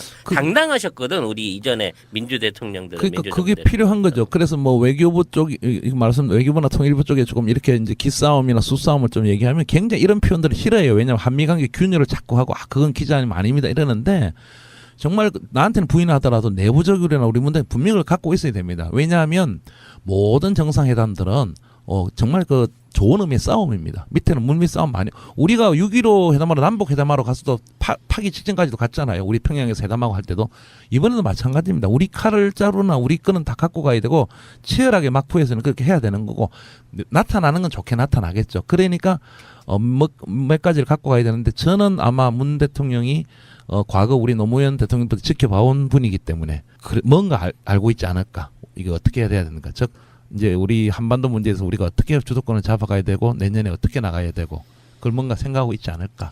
외교라는 게 사인 간의 관계랑 아주 유사한 형태가 있어요. 예를 들어서 지금 미국과 대한민국과 북한만의 관계가 있다 그러면 우리가 완벽한 늘릴 수밖에 없는데 중국이 하나 있는 거잖아요. 그런 역학관계가 있다 보니까 그게 말해서 균형자론 같은 것처럼 적당하게 그 중국의 존재를 이용해 먹으면서 외교를 하면 우리가 얻을 것도 저는 꽤 있다고 보거든요. 그렇죠. 네. 예, 뭐 예를 들어서 여담 참 좋으신 지적인데 사드 가지고 중국이 이런 얘기 들으면 계속 우리 막 하지만 이틀 전인가 저기 한 미중 그 2+2 외교장관 회담을 워싱턴에 했는데 그때 공식적으로 철거하라고 요청한 거예요. 즉 무슨 얘기냐면 중국이 굉장히 막 난리치고 이러지만 미국한테는 예를 들어서 미중 정상회담도 했잖아요. 그때 사드에 대해서 별로 자기는 없었잖아요. 물론 물밑으로 했던 없던. 그러니까 공식적으로 한 거고 우리 대통령이 머리를 잘 써가지고 그런 것도 미중을 그냥 이렇게 붙여 나갔고 해결할 수 있는 그런 아주 외교적인 전략적인 걸 잘 써야 됩니다. 좋으신 지적인데. 예. 그러니까 문재인 대통령이 그냥 뭐 지금 하시는 거 보면요. 최근에 쏟아진 이슈들을 보면은 뭘 겁먹어 가지고 안 하는 스타일은 아닌 것 같아요. 예를 들어서 지금 위안부 합의 같은 문제도 대놓고 재협상 해야 돼 이런 뉘앙스로 얘기를 했지 않습니까? 마찬가지로 트럼프 황제께 눈도장 찍으러 가는 그 작은 나라의 왕 정도는 아닌 것처럼 저는 느껴지거든요. 아니어야 되죠. 네. 네. 그래서 현재 지금 밑밥을 까는 거는 자꾸 이제 제가 봤을 땐 그런 것 같아요. 보수 언론들이 사드 문제를 갖고 자꾸 이간질하는 전략을 쓰니까 그렇습니다. 이쪽의 모양을 완전 깨끗하게 클리어 시켜놓은 다음에 네. 정상회담한테 임하려고 자꾸 정부 쪽에서 나오는 메시지들이 사드 배치를 취소하려고 하는 그런 의도는 절대 아니라는 메시지가 여러 번 나왔거든요. 그것 때문에 그러는 거 아니에요, 사실은. 뭐 그게 크죠. 네. 우리 내부적인 어떤 거 안보적 몰아가려고 흔들기. 공교롭게도 이제 그 시점 맞춰가지고 사실 성주 쪽으로 굉장히 많은 보수 단체라고 불리는 사람들이 모여들고 있어요. 거의 날마다 오다시피 하면서 이렇게 도발하고 있거든요. 어떻게든지 지금 분위기가 사드가 배치될지 안 될지 아까 말한 처음에 나왔던 그 레이더처럼 네. 사드도 환경영향평가를 제대로 받지 않으면 그러니까 이게 이상한 묘한 아다리에 걸려 있는 거예요. 네. 환경영향평가를 받으려고 그러면 최소 1년에서 2년 걸린다고 하는데 네. 그쪽에서 보는 사드 배치를 취소하려고 하는 그 모양새로 가니까 자꾸 불안감 느낀 사람들이 한미 정상회담 전에 한국에서 여론을 계속 만들려고 지금 누구의 오단지는 모르지만 특정한 단체들이 가서 거기서 지금 분탕질하고 있는 거거든요. 그 사드 상황이 이제 아주 그 상징적으로 아주 그런 입장이 돼 있는 거죠. 실질적으로 군사학전에는 참 그런 의미가 아니라 그냥 미국의 그 동아시아 패권 정책에서 중국 견제해서 레이더 갖다 놓고 하겠다는 거고 중국이 반발하는 건데 여기 아주 묘하게 지금 그런 입장이 돼 있는 아주 묘한 상황이 돼 있는 겁니다. 참고로 이제 뭐 확인되지 않은 음모론이긴 하지만 사실 공산이 높은 팩트를 하나 말씀을 드리자면 중국이 이번에 그 미중 정상회담을 앞두고 이방카 트럼프한테 접근을 해가지고 미국 이게 중국 내에서 중국이 미국 이방카한테 얘기했다는 거예요. 중국 내에서 하고 있는 이방카의 사업에 대한 적극적인 후원을 해줄 테니까 이번 회담에서 너무 공격적인 자세를 취하지 마라. 라고 얘기를 했고 이게 맥혀서 실제 별다른 큰 이슈나 충돌 없이 가서 접대를 잘 받고 왔다라는 분석이 있어요. 이거 이번 회담 미중 회담 미중 회담 말이죠. 네네. 그래서 결국은 그 트럼프를 좌지우지하는 라인이 마치 그 정유라처럼 네. 이방카 라인 내지는 아까 말씀드린 사위의 라인들이 지금 미국을 실제 지배하고 있는 비선 라인이 아니냐라는 얘기가 돌고 제가 아까 있고. 말씀드렸지만 그렇습니다. 예. 그렇다고 치면 그런 라인 쪽하고 좀 비정상적이지는 하지만 비정상적이. 어느 정도 어떤 그 외교적인 또는 국익을 위한 긴밀한 관계를 터야 되는 게 좀 필요하지 않을까 싶은 생각도 드는데. 그 청와대에 제가 들으라고 아까 새날에 말씀드린 거고 외교는 아까 말씀드린 양자 간의 협상과 보여주는 거지만 물밑으로는 그런 보여줄 수 있는 걸 만들어야 될 거 아닙니까? 예, 그래서 아마 똑같은 두 가지 말씀드린 미국하고도 앞으로 마찬가지고 지금도 마찬가지일 거고 아마 정상회담 하기 전에도 뭔가 어떤 그런 게 있었으리라고 보고 남북도 사실 마찬가지입니다. 또 하나 이제 우리가 지금쯤이면 이게 처음 말씀하시겠지만 아마 문재인 대통령 우리도 이제 남북한 간에 뭔가 물밑으로 채널을 틀고 이게 대화가 있어야 됩니다. 왜? 이제 드러났지만 1년 전, 2년 전 항상 뭐 오토 원비어 하나 매겨라든지 뭐 계속 대화했잖아요. 북한과 미국은. 이제 우리도 아마 있으리라고 보고 자꾸 해야 되고 지금 지적하신 대로 뭐 그게 그 나라 지금 그게 또 그게 그 나라들이 국민들이 판단할 거 아닙니까? 그게 싫으면 또 단핵 국민까지 갈 수도 있는 거고 지금 뭐 일단 뭐 트럼프가 대법도 이기고 자기들 나름대로 가지만 어쨌든 저게 저렇게 돌아가는 거 그 현실인데 거기에 대한 어떤 도덕적인 문제는 일단 별도로 하더라도 우리는 트럼프 미국 행정부의 백악관 움직이는 게 이방카하고 뭐 쿠슈너 샤위 이런 이들이 지금 여러 가지 어떻게 움직일 때 많은 보도가 되고 있거든요. 거기에 대해서 예를 들어서 아까 말씀드린 남북한도 대화를 한다. 이런 것도 정확하게 그 이념을 우리 문재인 대통령이 말하고 싶은 게 그건 트럼프하고 나하고 입장이 틀리지 않다. 이런 걸 정확하게 트럼프한테 누가 전해줘야 되겠죠. 왜냐하면 남북 정상회 한미 정상회에서 서로가 물밑 대화 시간은 직접적으로 물밑 대화는 그렇게 길지 않을 거 아닙니까? 예, 그렇습니다. 우리는 이제 미국 국민이 아니기 때문에 미국의 뉴스를 많이 접하고 사는 사람들은 아니잖아요. 요즘에 이제 SNS나 뭐 여러 가지 정보통신 시대를 타고 뉴스가 건너오긴 하지만 내부적으로 처해 있는 미국에 있어서의 트럼프의 입지라는 게 내부적으로는 상당히 곤란할 수 있는 입지인 건 맞잖아요. 그렇죠. 정치적으로. 러시아 간첩설, FBI 국장 경질 같은 경우는 맞습니다. 미국 대통령들이 역대 가장 최악으로 보여주는 모습이잖아요. 그런 게. 최악의 상황이. 그럼 실제로 탄핵의 가능성은 없는 거예요? 있는 거예요? 그게 지금 이제 뭐 반이민 행정명령도 사실 우리 이민자들이나 이런 입장에 말이 안 되는 게 지금 대법에서 지금 뭐 하라고 된 거고요. 지금 이제 딱 한 가지 러시아 스캔들이라고 하죠. 그것도 지금 특검해갖고 조사 중 아닙니까? 조사 중인데 현재 상황에서는 딱히 제가 뭐 결론만 말하면 딱히 뭐 이게 탄핵 상황으로 갈 거다. 그건 아직 사실 굉장히 제로는 아니지만 뭐 퍼센트라도 한 10%, 20%도 안 되고 낮습니다. 근데 그거는 왜 그러냐? 그런데 이제 물려 특검이 이제 조사 과정에서 또 뭐가 튀어나올지 아니면 또 뭐 우리 FBI 전 국장이 또 어떤 발언할지 이건 아직 미지에 남아 있지만 초기에 막 이렇게 트럼프 어떤 탄핵 이 가능성이 불 때보다 많이 좀 약해진 한국이죠. 지금 상황은. 그러니까 미국의 역사적인 전통은 사실 특검 같은 걸 통해서 트럼프의 결정적인 거짓말이 드러나면 사퇴를 해야 되는 문화인데 트럼프의 스타일로 보면 사퇴는 안 할 것이다.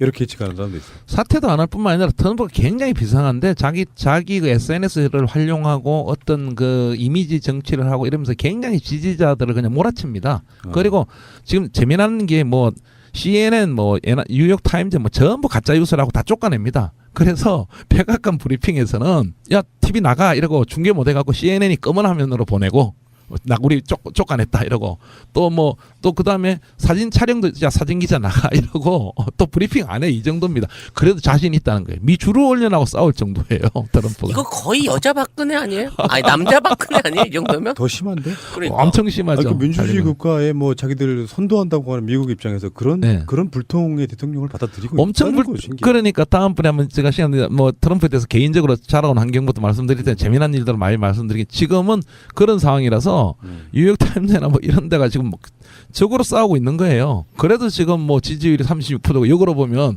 버티고 있는 그런 형국이죠. 우리 방송의 이제 모토가 트위터가 진짜 언론이라고 하는데 사실상 트럼프가 지금 트위터 정치하고 있는 거잖아요. 그렇습니다. 어쩌거니가. 자, 문재인 대통령 그냥 사람이 사람 같으면 그 사람을 뒤하기가 쉽거든요. 근데 굉장히 이렇게 돌출한 그런 유형의 인간들 같은 경우는 다루기가 힘들어서 어떤 외교적 성과를 거두고 올지 굉장히 우려스럽기도 하고 기대도 되고 그렇습니다. 약간 그 옛날 서희 장군 생각이 나네요. 지금 마치 산적 산채에 혼자 단신으로 들어가서 뭔가 협상을 해갖고 나와야 되는 그런 상황으로 가고 계신 게 아닌가 싶습니다만 그래도 당당하게 굴복시키고 성과를 거둬서 오실 거라고 믿고 싶습니다. 저는 정반대로 하나 봐요. 예. 트럼프가 우리가 기대했던 것보다 의외에 굉장히 강한 뭔가를 이렇게 내놓을 가능성이 저는 있어 보입니다. 그래서 이런 걸 따왔어 할 정도의 그렇게 말하는 이유는 되게 단순해요. 지금 전국 돌아가는 걸 보면 국민의당 사건도 있고 그래서 문재인 대통령을 하늘이 돕고 있다. 그런 면에서 트럼프가 우리 생각했던 것보다 훨씬 큰 게 나올 가능성이 좀 높다고 봅니다. 뭐 그럴 가능성도 한 가지 저희 말씀드리면 북한 문제가 있기 때문에 네. 트럼프 교육 많이 받았거든요. 그래서 막말도 하는데 이번엔 별로 그렇게 막말을 예를 들어서 막말이 아니라 뭐 예를 들어서 부시 정권의 뭐 디스맨 이 사람 뭐 이지맨 쉬운 사람 이런 건 아주 트럼프의 막말도 아니잖아요.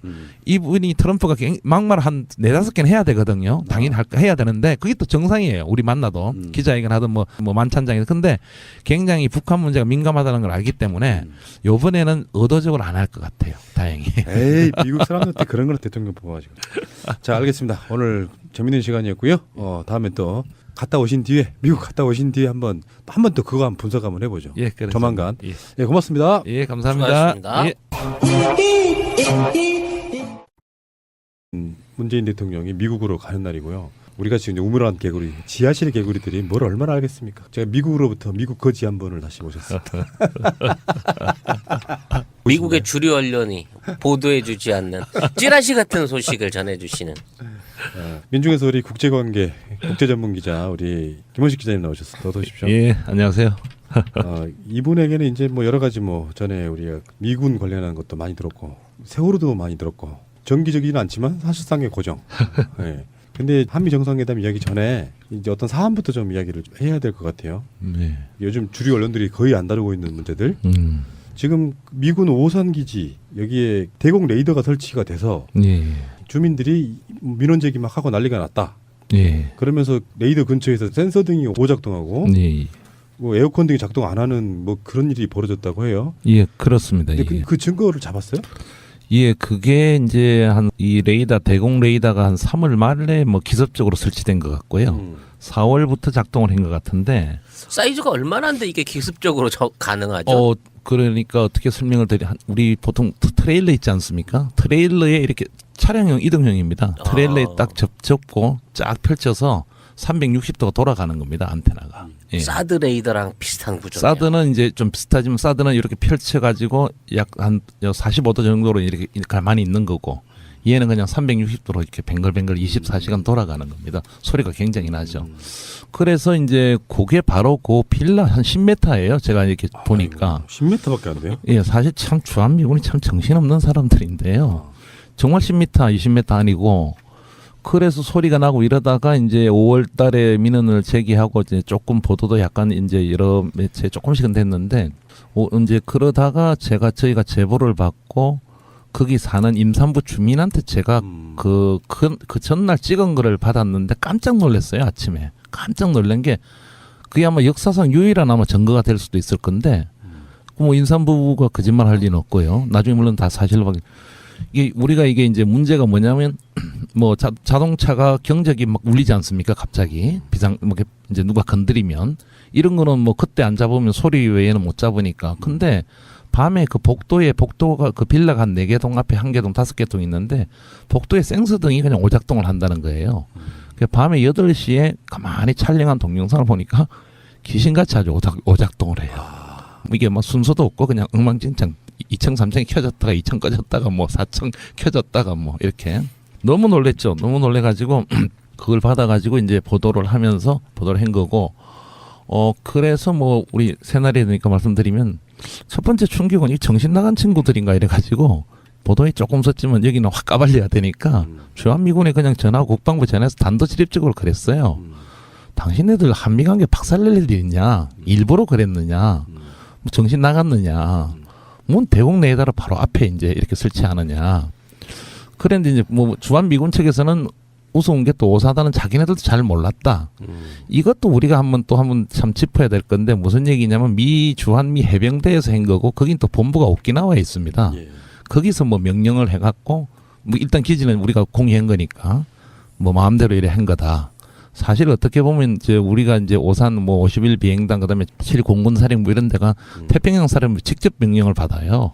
그런 우리 참 비극적인 문제도 있는데 어쨌든 그래 가지고 그렇게 정말 한 거죠. 그래서 그렇게 하고 보도를 내고 그거를 이제 좀 말씀드리기 뭐냐 하면 뭐가 이제 전문가하고 이제 뭐 대학 교수님하고 통화를 하니까 그게 EMI를 해가지고 이게 참 이게 얼마나 우리가 우선 이렇게 사드도 이렇게 앞으로 굉장히 환경 평가할 때 해야 됩니다. 무슨 얘기냐면 일렉트릭 메가노트 뭐 저기 인터퍼런트 전자파 간섭 쉽게 말하면 옆에 이제 전자기기가 있으면 다른 전자기기가 작동이 안 되는 거죠.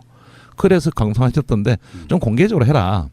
그렇게 하면 제가 이제 요즘 하도 국방 관련 진짜 그렇게 했는데 드릴 얘기 많죠. 드릴 얘기 많는데 북한에 무인기 있는 건 맞습니다. 그런데 제가 뭐 무인기 전문가는 아니지만 제가 IT 쪽도 많이 경영도 했고 사실은 저 인터넷 제가 보안 관련 경영도 했고 이러겠지만 그냥 간단히 말씀드리면 굉장히 어마어마한 거다. 그 조그마한 게 500km 왔다 갔다.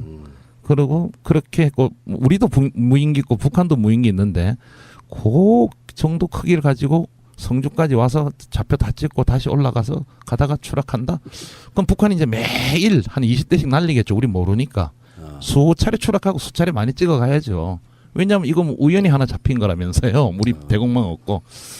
참, 뭐라고, 이까지만 말씀드리겠습니다. 그러니까 정권 교체 전에 주운 거를 왜 사드 배치 논란이 일고 있을 시점에서 그걸 공개했느냐. 그러면 이제 저는 이런 생각을 해봤어요. 정권이 바뀌었고 국방부 장관은 내려가 있지 않더라도 청와대라든지 정권 바뀐 어떤 주체 쪽에서 이게 뭔가 좀 이상하다고 들여다볼 수 있는 어떤 그런 힘이랄까 그런 동기는 없는 건가요?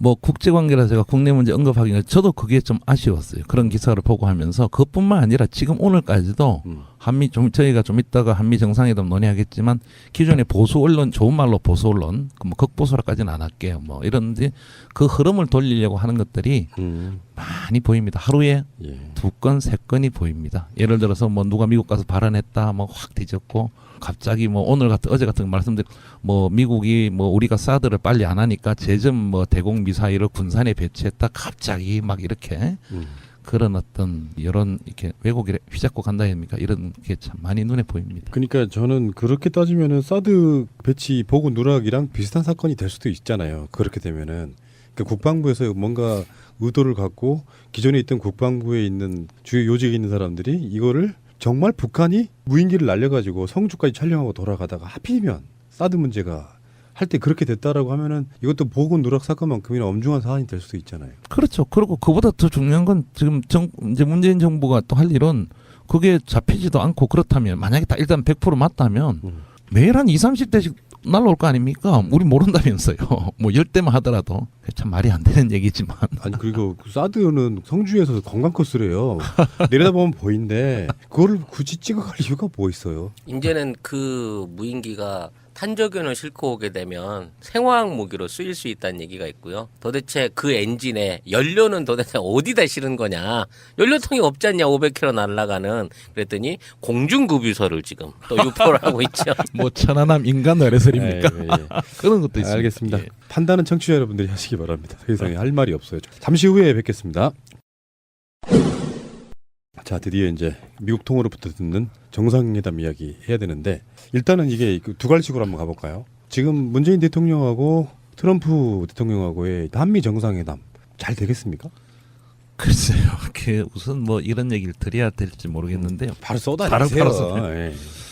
어쨌든 후보 시절에 정확하게 말씀드리면 이제 나는 우리는 평양을 먼저 가겠다. 갈 의지가 있다. 사실은 평양을 먼저 가겠다는 표현도 아니었습니다. 그만큼 남북 대를 중시하겠고 평양을 먼저 갈 의지가 있다 하니까 막 보수 언론에서 막 이러다가 지금 이제 결국 이제 미국을 먼저 가시는데 뭐 보수 언론은 뭐 여러 가지 기대한다 뭐 어쩐다 하겠지만 또 자기네들 어떤 그게 또 안 맞아지면 사드라든지 또 막 비난을 하겠죠. 흔들기 말하자면. 그래서 그 점이 이제 문재인 정부한테 좀 아쉽고요. 우리 문제가 뭐냐면 굳이 그 약간 급한 이렇게 꼭 그렇게 급하게 해야 되느냐는 게 좀 제 입장에서 아쉬운데 또 반대로 생각하면 또 정권 청와대 쪽이나 문재인 정부 쪽에서는 또 난정이라든지 여러 가지 이제 국가 어떤 지도자 집권자로서 어떤 그런 측면이 강했던 것 같고 그렇게 솔직히 말씀드리면 큰 기대는 하지 않습니다. 지금 상황이라는 게 제가 꼭 알아야 할 어제의 뉴스. 새 정부가 출범한 이후에 처음으로 대통령으로서 국무회의를 주재합니다. 개인적으로 아주 감회가 깊습니다. 저는 내일부터 미국을 방문하게 되어 있는데 우리 총리님을 중심으로 우리 국무위원들께서 한치의 흔들림 없이 국정을 잘 운영해 주시길 당부드립니다. 특히 당부드리고 싶은 것은 추경과 정부 조직법입니다. 해외로 떠나는 발걸음을 무겁게 하는 것은 정상회담에 대한 부담이 아니라 추경에 대한 걱정입니다. 추경이 빨리 집행되기만 한다면 2%대 저성장에서 탈출할 수도 있다. 다시 3% 성장 시대를 열 수도 있다. 우리 경제와 민생을 살릴 기회를 놓치지 않도록 국회, 특히 야당이 협조해 주실 것을 간곡하게 부탁을 드립니다. 우리 경제 상황과 국민의 절박한 요구를 국회가 외면하지 않을 것이라고 믿습니다. 이 국무회의는 활발한 토론이 생명입니다. 대통령이나 총리의 지시를 하달하거나 또는 준비된 안건을 이의 없이 통과시키는 그런 국무회의는 살아있는 국무회의가 아닙니다. 정부가 민정수석과 법무장관을 이른바 비법조인 출신 문민지휘부로 구성해 법무부 탈검찰화와 검찰개혁에 나서겠다는 의지를 다시 강조한 셈입니다. 법무부의 문민화, 검찰 중립성 및 독립성의 강화, 대국민 법무행정 서비스 혁신 등 새 정부의 종합적인 개혁 청사진을 책임지고 추진할 수 있는 적임자입니다.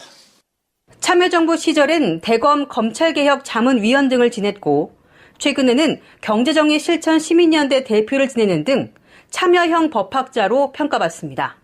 학자로서 칼럼을 통해서는 검찰개혁의 필요성을 역설하기도 했습니다. 지난해 초 검찰의 정의를 다시 생각한다는 칼럼에선 검찰의 개혁은 검찰권이 국민 위에 군림을 허용하는 권력이 아님을 인식하는 데서 출발해야 한다고 지적했습니다. 박 후보자는 후보자 지명 소식에 무거운 책임감을 느낀다면서도 그간의 경험을 기초로 검찰개혁과 법무부의 탈검찰화를 위해 헌신의 노력을 기울이겠다고 의지를 내보였습니다. 박 후보자가 임명되면 차기 검찰총장 인선 작업을 시작으로 대대적인 인적 쇄신을 통한 검찰개혁에도 강한 드라이브가 걸릴 걸로 전망됩니다. 또 고위공직자 비리수사처 설치와 검경수사권 조정 등 검찰 권한을 제약하는 제도 개선 논의도 속도를 낼 것으로 보입니다. 문준용 씨 체육 의혹 조작 사건과 관련해 지난 대선 후보였던 안철수 전 대표는 침묵을 이어가고 있습니다. 안 전 대표는 자택에서 칩거하면서 측근들로부터 상황을 보고받으며 입장 표명 여부와 방식, 시점 등을 고민하는 것으로 알려졌습니다.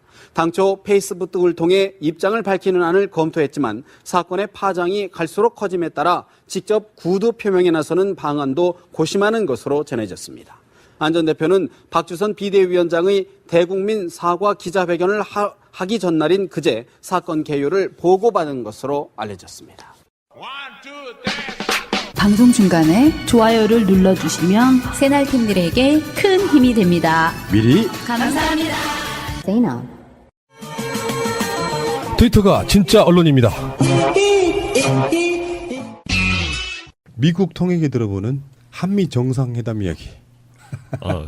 그참. 예, 지금 방송이 나갈 오늘 이번 주 아마 시사전에 나갈 건데 결국 기싸움에서 이길 수 있느냐 이래가지고 좀 비관적으로 보는까지 오늘 써버렸는데 그건 내가 문재인 대통령을 조금 많이 나쁘게 보는 그런 게 아니라 여러 가지 지금 상황들이 국제관계 상황들이 그 문재인 정부가 초기에 후보 시절이나 이렇게 담아왔던 게 많이 이렇게 그렇게 되어갈 가능성이 점점 더 약해지고 있다. 현실적으로는 그대로 얘기를 다 하라니까 우리의 지금 외교안보 라인에 등장하는 사람들이 그렇게 과거의 공약들을 이행할 수 있는 사람들이 아닌 것으로 많이 이렇게 등장하고 있다. 이건 상당히 걱정이 많이 됩니다. 단 한 가지는 감인데 감으로는 장기적으로는 결국 문재인 대통령이 갔다 와서 무언가는 생각하지 않겠는가. 장기적으로 남북 대화 문제라든지. 근데 일단 이번 워싱턴 가는 거는 그렇게 기싸움에서 이기지 못할 것이다. 반론.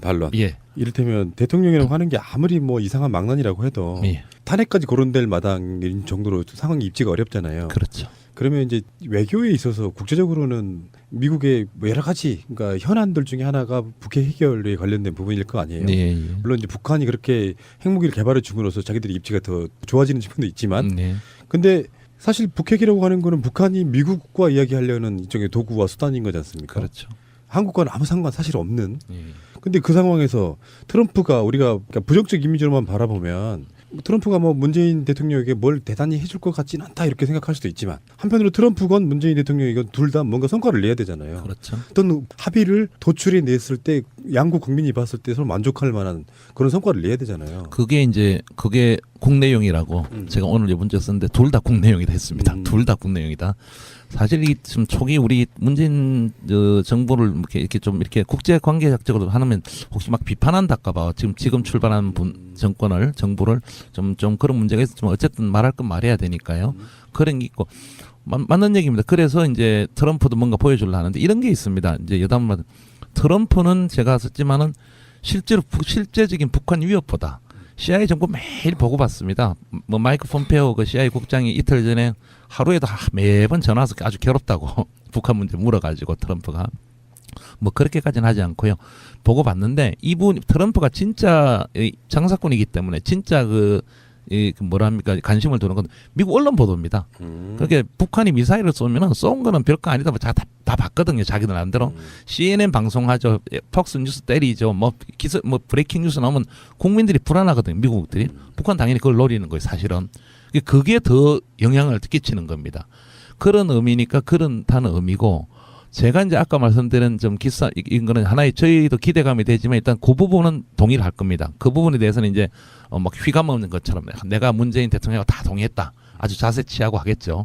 골프 못 치러 가는 게 아쉽겠죠. 문재인도 싫어하니까. 뭐 아마 골프 그런 거 다 할 건데 그건 할 거예요. 근데 이제 우리가 얻어와야 될 게 있잖아요. 문재인 대통령이 얻어와야 될 게 이제 뭔가 우리가 약간 강조한 게 이제 뭐 2단계라도 하지만 대화, 북과의 대화라든지 북한과의 대화라든지 우리 어떤 주도권이라든지 이 부분에 대해서 과연 어디까지 뭐 물밑이든 뭐든 용납하겠느냐 하는 그 부분이 참 조금 어렵지 않을까.